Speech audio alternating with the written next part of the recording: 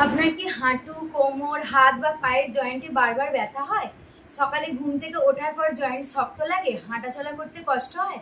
তাহলে এই ভিডিওটি আপনার জন্য। আজকে জানবো আর্থারাইটিস কি এবং কেন হয় আর এর কি রেমেডি। আর্থারাইটিস হলো এমন একটি সমস্যা যেখানে শরীরের বিভিন্ন জয়েন্টে ব্যথা, ফোলা, শক্ত ভাব ও নড়াচড়া করতে অসুবিধা হতে পারে।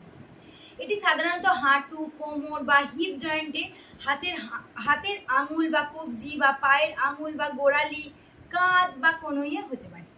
এর সাধারণ লক্ষণগুলি কি কি? জয়েন্টে ব্যথা, জয়েন্ট ফুলে যাওয়া, সকালে জয়েন্ট শক্ত হয়ে থাকা, নড়াচড়া করতে কষ্ট হওয়া, হাঁটা বা বেশি কাজ করার পরে ব্যথা আরও বেড়ে যাওয়া। এরপর আসি এক্সারসাইজের কথায়। আর্থারাইটিস হয়েছে বলে একেবারে নড়াচড়া বন্ধ করে দেওয়া ঠিক নয়। চিকিৎসকের পরামর্শ অনুযায়ী হালকা হাঁটা, stretching, range of motion exercise যেমন হাত পা নাড়াচাড়া করা এবং কি মাসেল স্ট্রেন্থনিং এক্সারসাইজ যেগুলো মাসেলকে শক্ত করে কিংবা মাসেলকে নাড়াচাড়া করতে সুবিধা হয় সেরকম এক্সারসাইজ করতে হবে। আর ধীরে ধীরে শুরু করুন। এক্সারসাইজ করার পর ব্যথা অনেক বেড়ে গেলে, জয়েন্টে বেশি ফুলে গেলে কি হবে, আরও সেই সমস্যাটা বাড়তে পারে। তাই চিকিৎসকের পরামর্শ অনুযায়ী অবশ্যই করুন।